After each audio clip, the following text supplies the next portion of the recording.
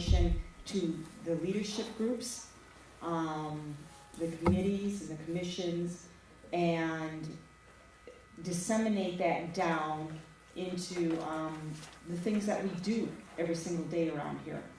And right? And we've got a lot of, and it's really important right now with all the changes with the Lao community and the Hmong community, and maybe some of the new things we need to do with the kids and stuff like that. It's going to be important to have this understanding as a congregation so we know how to move from here.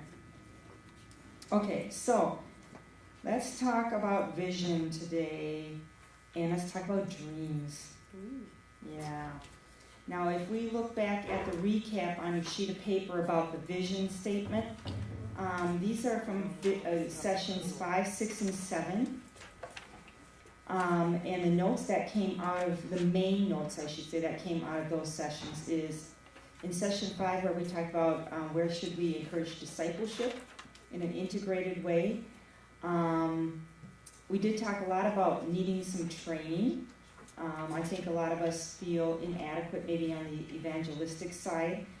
And there was a point there about establishing a partnership and a strategy with the Lao Church.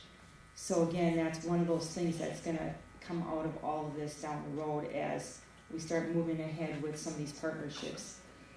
Session 6, we talked about our biblical story and the verses that describe Brookdale Covenant.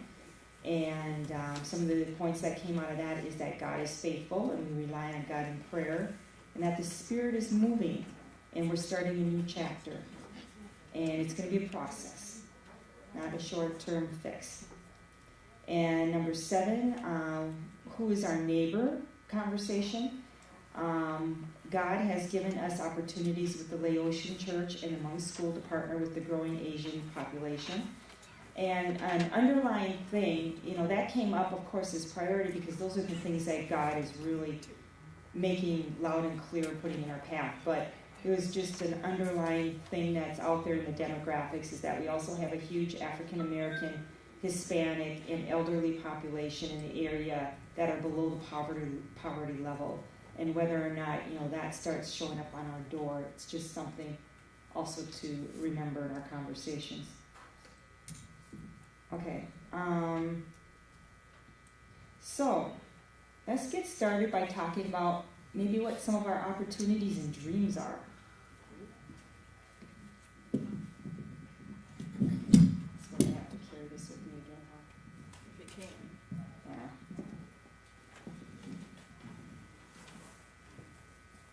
Yeah. Okay, I think we already covered some of it, but let's get started and get it on the board. So what do you guys think? I mean, that's what that says, but what do you guys say? This past week it's been occurring to me that we talked last week a little bit about the acceptance we have for the kind of non-traditional type of, and the church historically, I think, and especially the suburban church, has done a really good job with the mother and the father and the 2.5 kids. And up until very recently, that was kind of the majority of our demographic, and it isn't so much anymore. And the church at large, our denomination included, does a pretty good job in that area, but we're all, and even the national church, we're all trying to figure out how to deal with those Family.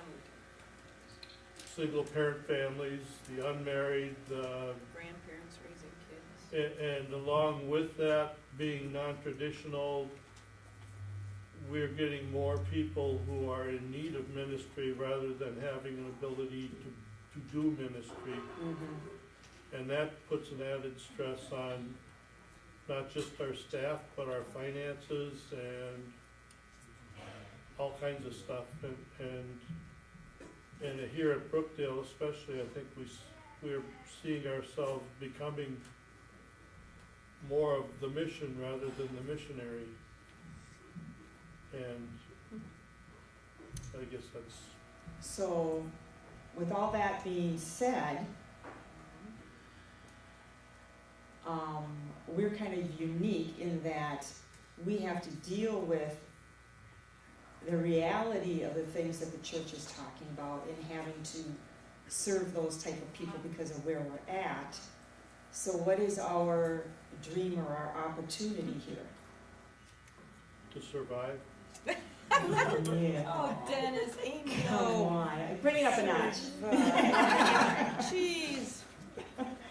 I'm sorry, but that is the bottom line. Yeah.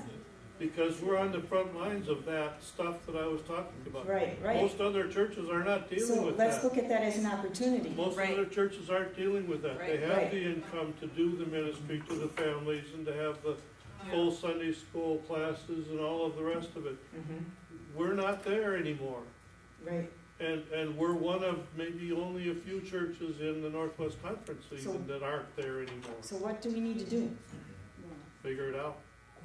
Okay, let's figure it out. We What do need we a need to do? dreamer to speak. My word is thrive. We want to Thrive. thrive in our, Okay. with everything. Okay, build that out. What does that mean if we want to thrive?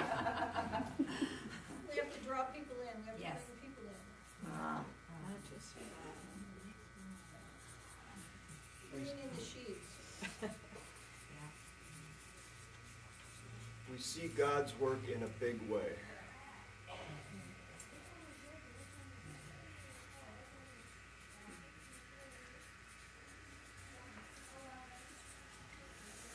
and is there something you see behind that? To see God's work in a big way. It almost feels like, what are we doing? And I know it's all about what God does, but of course we can't just sit back and fold our hands and wait and see what God will do. Where do we jump in and that's a hard one because Cooperate. you know, it's not like I'm saying we're doing it, but yeah, we can do something. What can we do? Yeah, to be there so God can work. I think we need to tell our story around the denomination, around the conference. Around the conference, or maybe in the community. Northwest Conference of the Covenant. We Okay. need, this is a big resource that we have that we don't use. Wasn't that many years ago when people in this church were looking for these opportunities that we have at our doorstep daily. And I assure you there are churches not far away that are looking for the opportunities that are at our doorstep daily. We need to share with them what we have going on here and let them know we need help and please come and help. So partnerships. Partnerships. Yeah. And I can't help but believe that there are churches not far away that are anxious to do that. Yeah. Okay, so to kind of summarize, you're saying we are that resource to serve those in need, and we can partner with other churches to come alongside of us and help us serve. Okay, yeah, definitely. I've thought of that. Coming from a suburban church, I do see that, yes, they are looking for ways to reach out a little bit deeper. I guess We need what to I, be really prayerful too of how we, ask God for direction and constantly maintain that communication and sensing of what He wants us to do, not what we think we ought to do Right. from a certain, so that we don't get caught up in the world in trying to do it the world's way, but that we really are following what God is instructing us for here, so that we stay true to, Well, that's the balance between, what are we all feeling like our opportunity is, what are doors are open. You got the Lao and the monk thing going on, so those are some open doors. What else do we see as an opportunity instead of us just, well, why don't we all of a sudden reach out to blah, blah, blah, blah, blah, when that opportunity hasn't been sitting at our door yet? So that's the fine line. Do you guys get that? It's really hard to like you say, making sure that we are looking for where the Spirit's moving and not where we think we should go. Right. Yeah. To get back to see God's work in a big way and to tie in what she, for us to step up and follow what God's doing to be, so we're part of this miracle that's going to happen. Okay.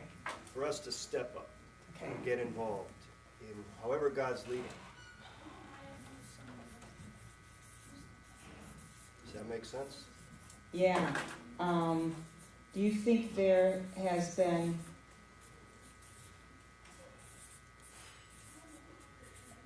fear or anything behind that that's been hindering that? Absolutely. Okay. That was clear.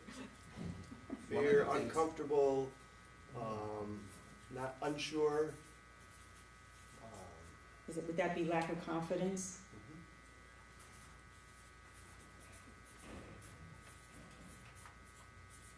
One of the things that helps me to see God's work in a big way is to recognize that God doesn't work only in big ways, or that God works, and the more ways that I see God work, the bigger God's work gets. Yep.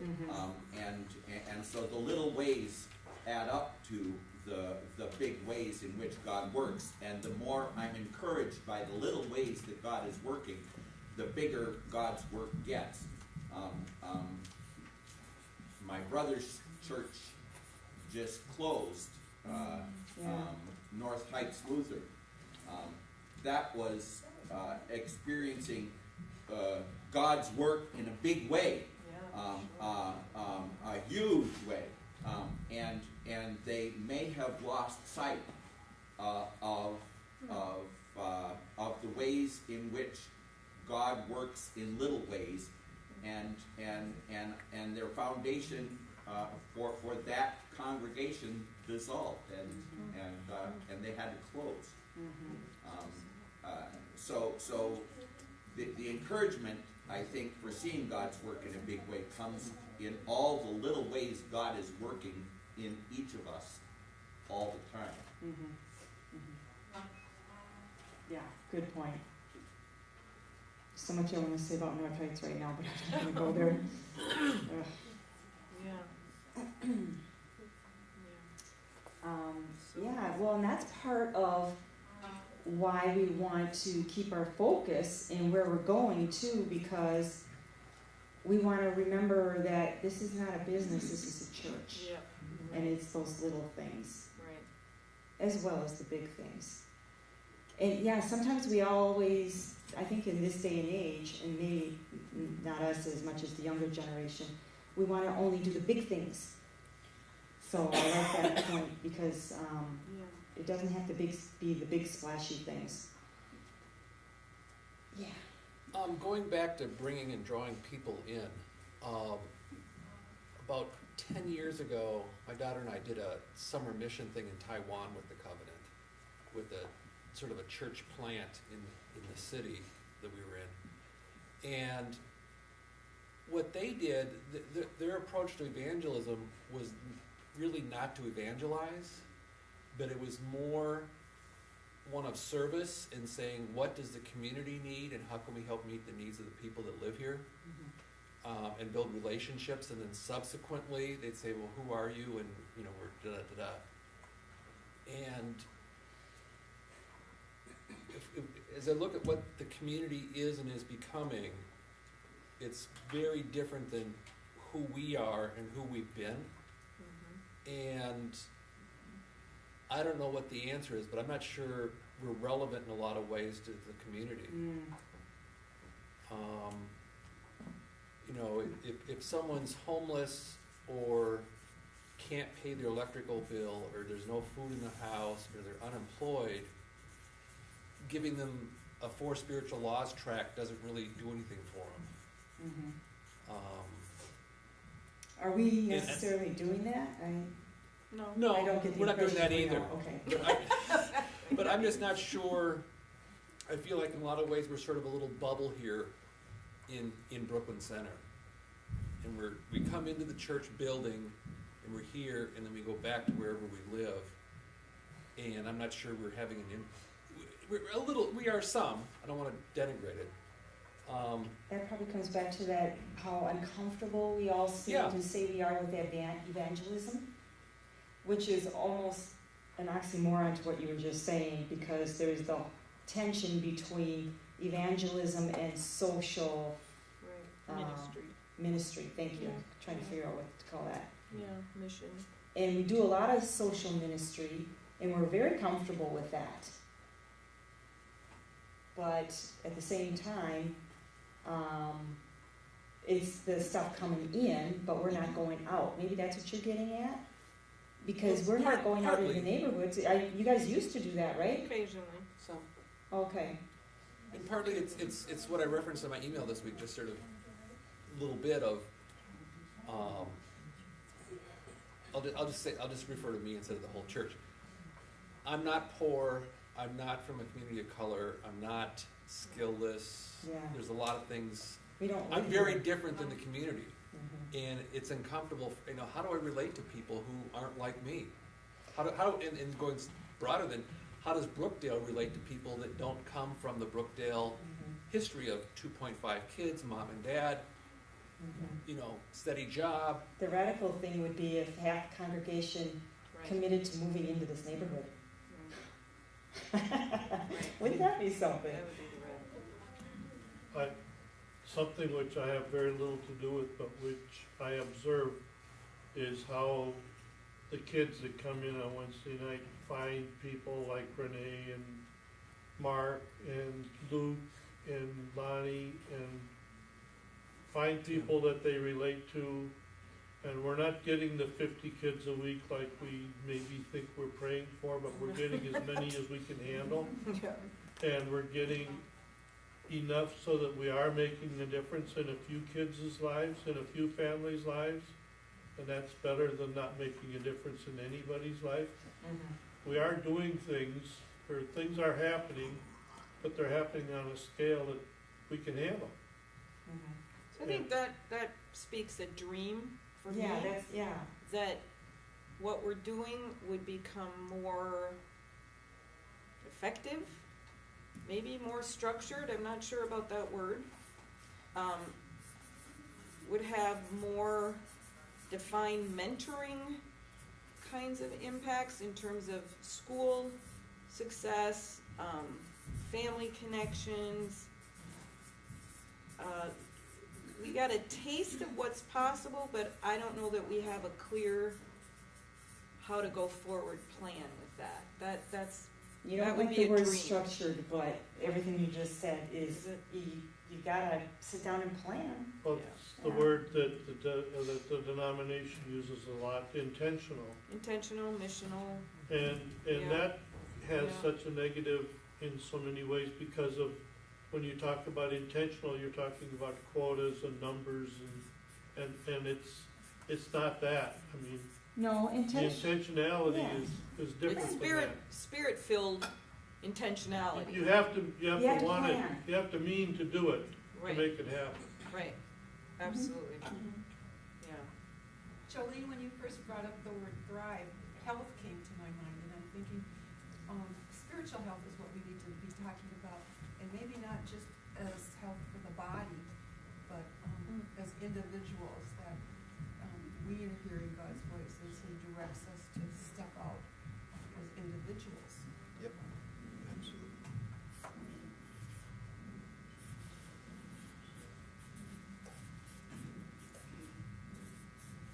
That's good.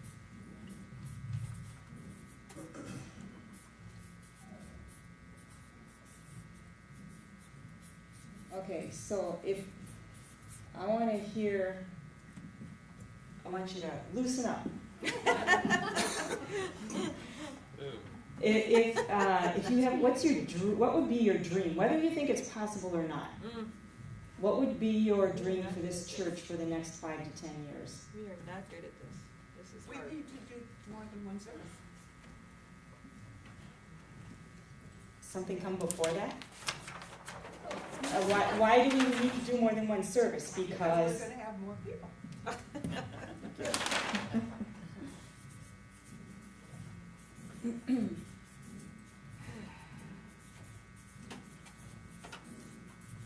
Okay, Dennis, was that you holding something up? The bus, Oh, the church yeah. van. This was in my bin this morning. You know what I thought you were pointing out? What about the marketing, evangelism area? What about the reaching out? What would be your dream in that? The kids that come Wednesday, do their parents come? Mm. No, they don't. So that's where even bigger churches with big, like, I worked in a number of Awana programs, and that's where Awana misses, is because they haven't designed something that goes hand in hand with it, that the parents come, so that even the parents just connect with each other in a safe place. We've talked about Awana before too. Not. I'm just using it as an example. Yeah, I'm not yeah. saying you need Awana. I'm saying that's where Awana misses, because It doesn't. these parents all, like, they have 2 hours of time that they try, some pick up kids, they drop kids off, and then they have this time that's wasted, and they're all like in their cars or whatever, and they come back and pick up their kids, and it's actually like a chaotic time where they're not getting their stuff at home, and they're not connecting with the other parents that have some of the same problems or connections, and then we put all the onus on the kids to bring God's word back to home. So that's just my take, whereas these parents, if you had a place for them to just come and be with each other even, that would be much more relaxing and settling and enriching than So the combo. if we built into Wednesday nights a parent time, would there be a parent group on Wednesday nights? Yes. Most of the kids that come on Wednesday nights, when the parents that don't come, the kids come on the van. The parents are not picking them up and dropping them off. Right. And, having lived in that community and in that neighborhood, when they send those kids on the van, they see that as, now I have free time to do what I want to do. So they're not gonna wanna come here. I'm just, That's Right, true. right, yeah. They get a break. They get a break. Well, and for the moms who do drive, it's usually time to run errands. Cause they've got the car, they've got 2 hours, they go to Target, they, get what they need. So what about getting them here on Sundays? The kids or the parents? The parents? either, both.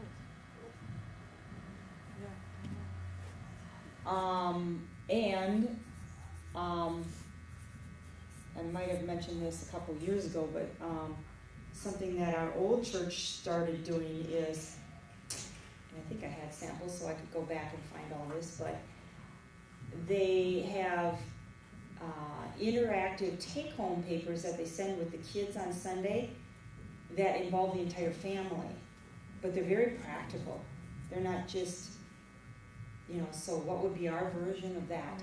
Maybe that would be, and it kind of like takes the lesson from Sunday school, and if the parents don't go to church, it transfers that lesson home. So it's like the one way to reach the parents that aren't getting to church.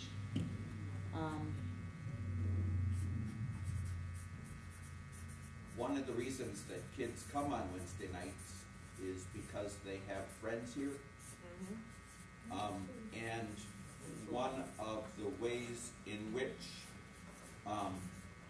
adults come to church is if they have friends here, if they're invited, if they're and one of the things that I think that I'd like to see me do better is talk to these kids, know where they live, and then go sometime and see if I can visit with their parents in their space where they're comfortable, where I'm very uncomfortable, and so we both have spaces where we're comfortable, and if we're not willing to get out of our space into theirs and feel uncomfortable, there's no reason why we should expect them to feel comfortable coming into our space, which is very uncomfortable That's for them. a good point. Very good point. So I think Brooke does good about like reaching like the little younger kids, and we have a lot of older folk here, but we're missing You. me. You know, Okay, yeah. we need to, as much as it is good to get the kids in and foster like that generation, we're gonna be out of luck soon. What is your dream of what that would look like? Speak, Andrea, speak. I wish we had a more interactive young adult program that we could invite people to, whether it's more of a community type thing. Like, I don't want it to necessarily be like Sunday school in the evening kind of thing, but just more of an interactive community type. Is it more than a singles group? Yeah. Yeah. Just a young adult. Is it Bible study or is it Conversation, meals, All of the playtime. above. activities, volleyball? Yeah, I think it's more activities, and then once the people are here, then we can think about the next step. But it's hard to invite your friends to just come to a Bible study that don't know Right. Christ necessarily. Oh, so you're looking for not a Christian group, but Well, I'm just saying, so we an can outreach type of thing. that or both maybe. Okay. But my dream would be to have a more interactive young adult program. Okay. Church has to be, there needs to be, people need to have a value that church, being part of church is vital to living a successful life. They have to be, there needs to be that value that being part of church is essential to having a living life. So how do we do that? Well, that's part of that's the question, but the vision is that's what people need to have, that value, that core value that being part of church is essential to Adds to your life. in regards to your life. So and that's all ages. Mm-hmm.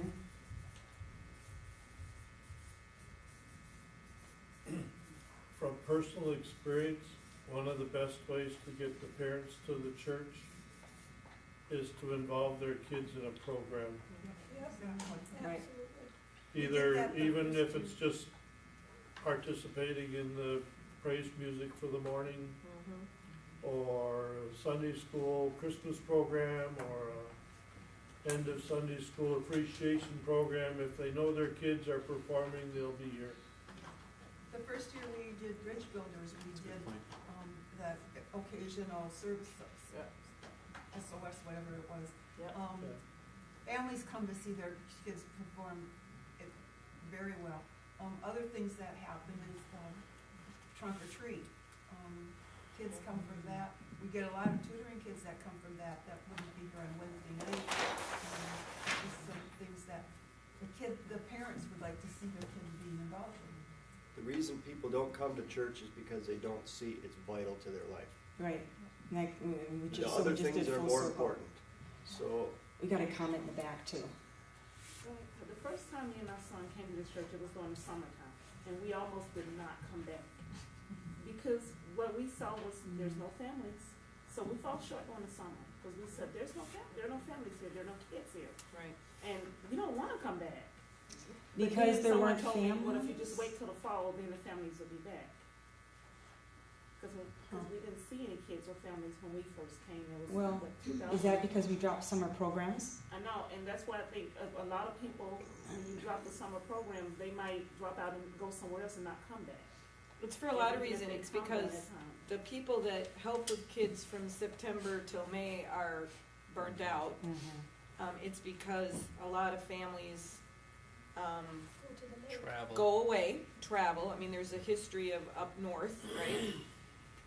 It's because we don't have a volunteer group that says, in summer, I will be consistently available. And it's because we haven't had transportation to keep bringing the kids who come through the school year 2 events that we could schedule, and then we really emphasize camp. And so our own kids, and we send kids to camp. Yeah. So there's kind of this constant coming and going, and we just haven't programmed a summer for the last, I don't know, 4 Maybe- or 5 years. Maybe that goes along with if we have more people, more services. Yeah. Maybe that's part of the dream. I think Maybe that- with the yeah. partnerships with the Lao and the Hmong, Yeah. maybe that could increase. Right, like, Yeah. In my old church, we had a big ministry outreach to the neighborhood. Most of us lived in the neighborhood, we knew what kids were around, and we actually hired somebody to run a summertime sports-related Right. camp at the park building. yeah. And that was a big one, you know, kids are Yeah. bored, kids wanna interact, kids know each other. But, you know, going over to someone's house and playing video games, you know, you don't really involve other kids who might be interested, and it's a good outreach for the kids to do to the other Yeah. kids. If they're involved in a sports program, and they say, hey, who's funding the program? Well, our church is funding the program. Right. And our church actually met in the park building, so it was a really easy in for us. We just schedule extra time and staff. And I don't know if we can do anything there's Well, again, we're talking dreams. Yeah, So, school, right gym. now, we don't have the resources and the money and the staff. But we can talk about this as part of our dreams and how do we start moving in these directions. I've been debating about if I can bring this up, but we are just talking about dreams and stuff, so I think I'm safe. Jessica and I attended the Young Life banquet and learned that they have a huge program, North Counties? Minneapolis. Yep. In North Minneapolis. Yep. And that would be an example. It'd be very different for us, but if the people and the resources don't come here, do we partner with somebody like that?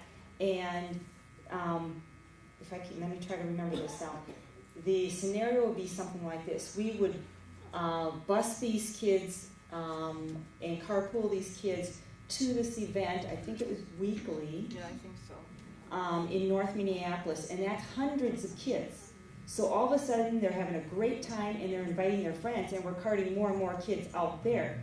But I think maybe it's once a month, because then the idea is, then we would take those small groups of kids that we're dumping in this big pot, where they're getting these big programming, and we would have individual, and they're set up this way, everybody involved in this, then they have their individual Bible studies in small groups with these kids. So you got the main big program being done by Young Life that we jump into, and then on our own we have our separate small groups with each of these kids. And just think of the fun. But yeah, it would be kind of a paradigm shift for us, but there's some resources. How does that strike everybody, doing something that drastically different? It's good. You kind of lose control, and that's what we're talking about too. You know, I hear you guys saying you want the Spirit to move. So are we going to let go? Are we going to give up the control? Is that high school primarily? Young Life. Is it all ages? It might be middle school and high school, but it's high school focused in the high schools. That's right. It's in the high schools. So we would still have to have a small kids program. And yet we have had, just Tim clarified, I mean, every summer we've planned like events. Carrie's got beach days and things. K Day or whatever we used to do. Right, and we just haven't been able to rally the kids. So our programming style hasn't worked. We've tried a few things. So it's not like we just drop all the programs, it's just. It's not very we haven't exciting, found and they're not inviting friends. Right, Yeah. we just haven't found the right way, so. Do your summer events do like a service act? Because there's this summer stretch idea. I don't know if you guys do that, but summer stretch is aimed at middle school kids. And they do it in the northern suburbs. It's really kind of taken off a little. But what it is it's like a bring your friend, bring friends, and they go do service. Like maybe they go take care, go paint something, or go clean a park, or a building project is fantastic because they feel like they learn stuff. And it's adults from the church, so it's open that adults can volunteer to help alongside. So it's kind of like a mission thing here. And they come and they all work together, and then they have some big pizza party or some fun thing, like or some paintball thing after. So it's like service and work, and that's how you really build connections with kids to go the right way, is to do stuff for other people. They call it summer stretch. And do they work with churches from across the city? Do they what? Work with churches across the city? Well, Or what is- I've seen it is, I've just seen a model where a church, like a youth pastor, kind of takes on building it with some parent help. And I know a few kids that are youth leaders now, youth pastors now, that are putting this in place, and it's fantastic, even in country, rural type settings where kids are spread apart. Brings in all sorts of kids. So it's something that the church itself would The church do. itself Okay. does it, so Okay. yeah, it's pretty easy to line up some service act to call it, like, one's, Oh, we find one of my plenty of friend's those. sons set something up where he brought a bunch of his youth kids and they all set up for a concert, and the people at the concert were, like, they were thrilled, and the kids were thrilled, and, you know, so it ends up being kind of a day event, like, 4-hour thing, because then they do some party fun thing after. Some kind of like a squirt gun, shoot your pastor thing after. The kids love that. It doesn't have to be a big thing, but something like that. Yeah. Okay. As we talk about all this, just keep in mind we have a gym opening in 6 months across the parking lot. So is there a way you would state that vision? Well, I'd like to see us utilizing the resources of the Hmong school. It's going to be a How do you auditorium. envision us specifically using that gym? Well, we just spent the last 10 minutes talking about youth programming and activities for kids and kids being active and what do we do in the summer? Well, What if we keep a Wednesday night during the summer, but we have to hire some people that will do the basketball and an outreach, still a potluck or something? Because even though our folks here might be burned out, other people, like at the schools, the U of M, internships, they might need an outreach program or a community service amount of hours fulfilled. Yep. Yeah, we definitely have higher up there. Yeah. Yeah, I think maybe we need to get creative, especially at this point in our, in this stage of the church life. We have maybe some, with the schools and things like Young Life and Navigators and some of those organizations that are encouraging kids coming around, and that they could be kids from Northwestern or Bethel. Right. That would have a, be wanting to be involved in something that they're not, that they could be taking. Yeah. Yeah. Any other dreams?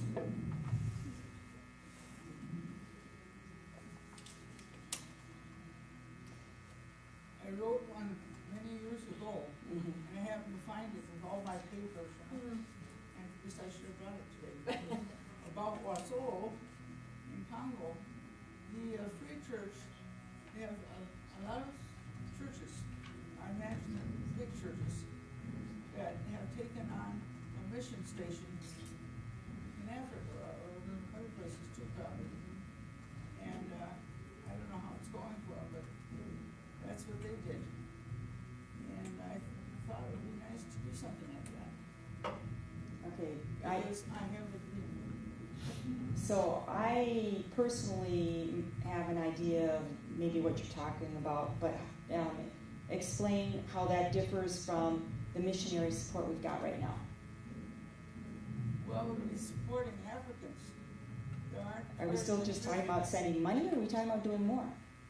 Well, I don't know, but there's many things that are going on there too, but, yeah, we just have to see something. Okay.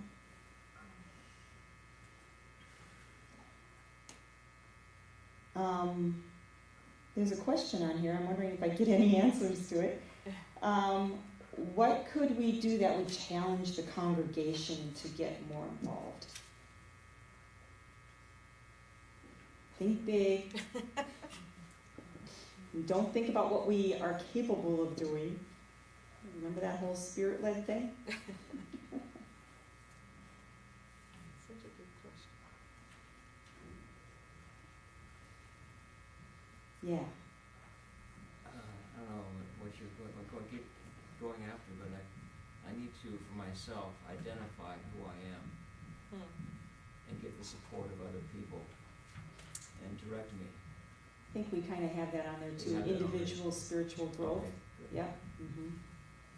A number of years ago, we did a program called Partners in Faith with the elementary kids, and where one adult was coupled with one of the kids in the church. And we just had, sometimes we just do a Sunday lunch after church, and we did fun things together.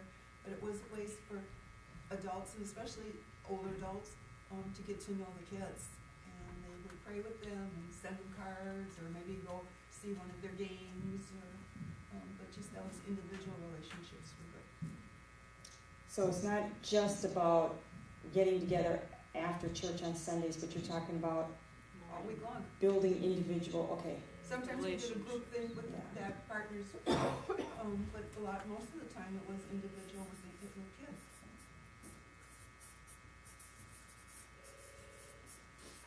You might be asking the wrong group the question. You know, it's funny you should say Because- that, because I'm seeing a couple people in the very back that I'd really love to get some thoughts from that Yeah. are out of the box. Right.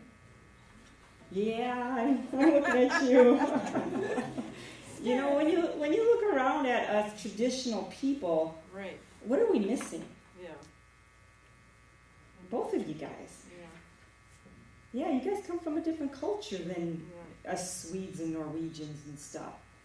This would be your opportunity to tell us, We'll tell you what to do.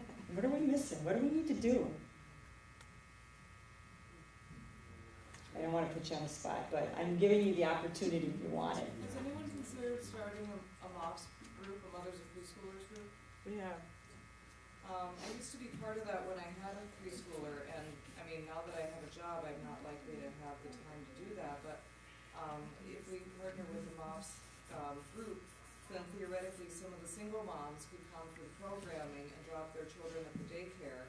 And they're a captive audience. I mean, it's not a free babysitting service. It's actually intended for the moms to be there and get a life lesson. And they don't specifically preach at the moms because it's supposed to be a non-threatening place for them. So they do lifestyle evangelism. And they do have a little session, and then they just get together and talk, and the kids are upstairs. We have to. Okay. Well, I can't speak for a whole group of people. I never liked that idea of doing that. All I can speak for is that my son and his friends, I know during the summer months especially, they like to have, they feel like they don't have things to do outdoors. So they end up in the house playing video games.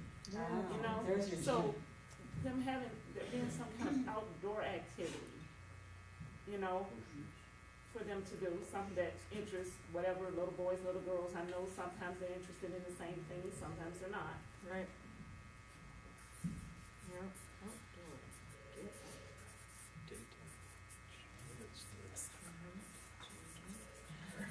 Is it as valuable saying that we're getting kids out of the house as well as outside? And then outdoors. Yeah. And during the winter months, I mean, I even do this during the summer months, but reading programs are great if they think, well, I can get a $5 gift card to McDonald's if I read this many hours or this many books. Those type of things.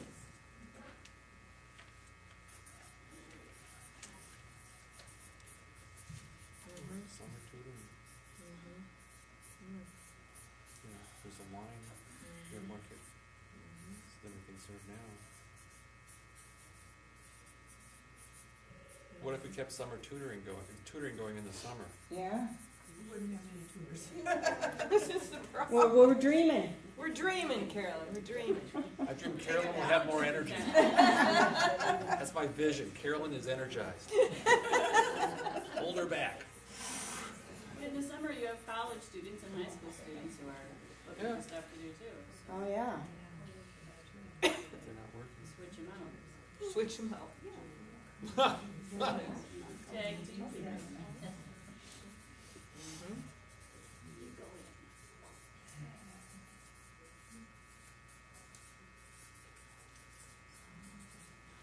Carolyn's idea or suggestion of like the prayer partner or whatever that was called back in the day. Partners in faith. Partners in faith, because to partner a kid with an adult, just so they get to know their name is huge. I am amazed at how little you can put into a kid that makes a huge difference.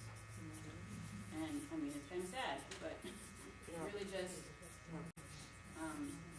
saying hi to a kid, knowing their name, you know, telling them, sending them a card. Do you have compassion and world vision kids? We do. Good. And you pray for them? Maybe we could have a local form of that. Well, one of the things we could do for partnership with our kids is we could talk to Redeemer, we could talk to Salem, we could talk to Sanctuary, we could talk to Blue Oaks, and see what programs they're running for the summer. We could partner with them, you know, we do it with you 1 month, 1 week, next week we meet here, and see what programs they're running and how they're doing it. Redeemer has asked us to join them for their VBS program this summer. Oh. So we're looking into that. Yeah. We got community That's a down good there idea. that way.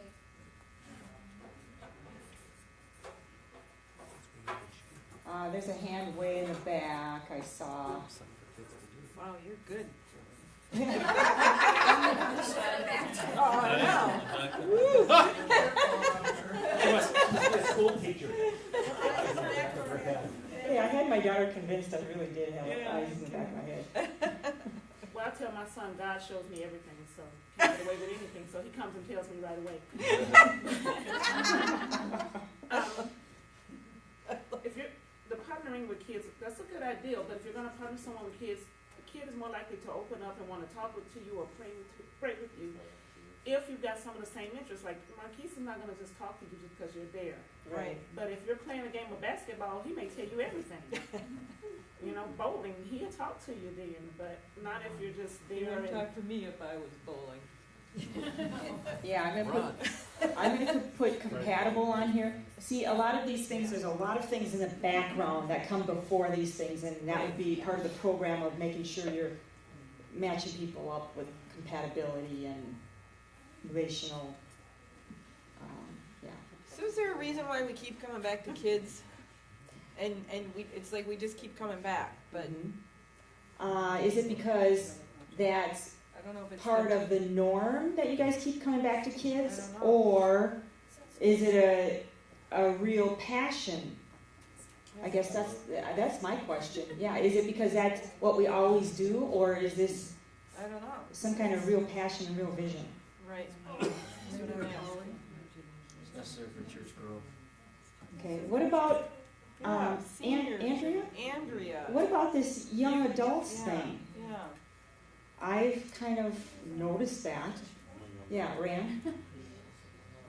If you were to include the youth, middle, high school, and college students in this kind of a program, you would do the two birds with one stone. You mean make leaders out of them?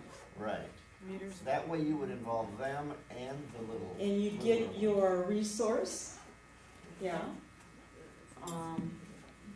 So part of this interactive young adult program, maybe there's a leadership training in that. Absolutely. Good plan. That's what Awana has, leaders in training. Yeah. Camp has. And that is our next generation growing up as well. It's easier to actually grow up the generation we have to create the young adult program than it is to go out cold turkey and get the young adults to come in. I'm not saying it can't be done, but it's just easier. Yeah. You would ask why we keep coming back to kids. The reason I keep coming back to kids is, as a parent, when I'm looking for a church, I'm looking for a church that my son's going to enjoy going to. That's true. Because if he's sitting there miserable, Kids bring in the adults. Good point. As a parent, who are you most thankful for? You're most thankful for the adult that comes along and just loves your kid and does some small act of kindness for your kid? And so that's the way adults see God's love, is by you loving your kids. You know, that reminds me of the Big Brother, Big Sister program. There is a resource of somebody who can show us how to do it, and yet we can volunteer to be the mentor and still connect with our own kids. Right. And maybe even through that program, you connect with other kids that aren't here yet, and you draw them in. That's how maybe partnering with, instead of reinventing the wheel, Exactly. and doing it ourselves. We Right. need to learn to partner with people who have already figured it out. Right. And then we don't have all the energy and resource we're putting into it. Right. There's a sort of brothers and sisters program called Kinship that had their office here for quite a while. Okay. And so, you know, if you're talking about learning from Talk somebody about what who knows else. how to do it, they're a Christian organization that's mentoring kids Okay. called Kinship. And let me ask you, you're the experts, with the, can't think and talk and write all at the same time. With the program Hospitality House, partnering with them, does that help us create more opportunity with the gym? Yeah. Possibility. If that's part of their agenda, I mean, if they, Yeah. they thought they wanted to come into the north, out to Brooklyn Center, Mm-hmm. apparently that's sort of on hold maybe, I'm not sure. Yeah, on their end. On their end. Yeah. Okay. Yeah. Where did I write the whole gym thing? Hmong Jim was written down somewhere. Oh, way up here, okay. Maybe that's what we need to do as a leadership group too, is talk about all these possible partnerships. I like the church. Okay, it's 10 o'clock. Oh, let me read to you the draft. It's at the bottom of your paper that Jessica and I came up with before this conversation, and see if it's even close. We had, if you see at the bottom of your page there, that says a vision statement, to be a place with no boundaries for spiritual growth and expanding the faith community through new relationships and programs. So we got the relationships and programs there. We've got expanding, we've got community. What is no boundaries referred to? That would be the dream part.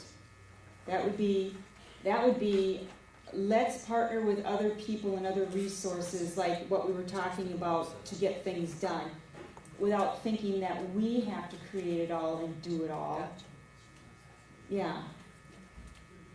With unlimited boundaries, because when you think of no boundaries, you wonder how far out can you go, but that can be conceived as a negative too, if you're too far out into that, being swallowed up by the world rather than the boundaries. So that is Okay. some kind of a So negative. it sounds like using that terminology is a little What we a want little to do is sketchy. still centered in Christ. Well, this isn't very specific to our church. Is or isn't? It is not. I think that every church could say this. You know what I mean? Except for maybe the new relationships and programs, because a lot of churches really do keep things in-house. But yeah, the majority of the rest of it, you're right. Yeah. I just think it would be if we want a vision, just to really make it specific to our church. Mm-hmm. Yep. Yeah, it's kind of difficult, especially with visions. We try to write that up ahead of time. So I guess we will put all this down again and send it out, and look at the key words and the key things that we talked about, and keep tweaking this. And then this is a good thing for maybe the leadership team to talk about and tweak together too, as well. So we'll just have something to start with. Okay. And I don't want to keep you all because it's 10:05, but if you have more comments that you want to add, just come and let me know. Okay, thank you.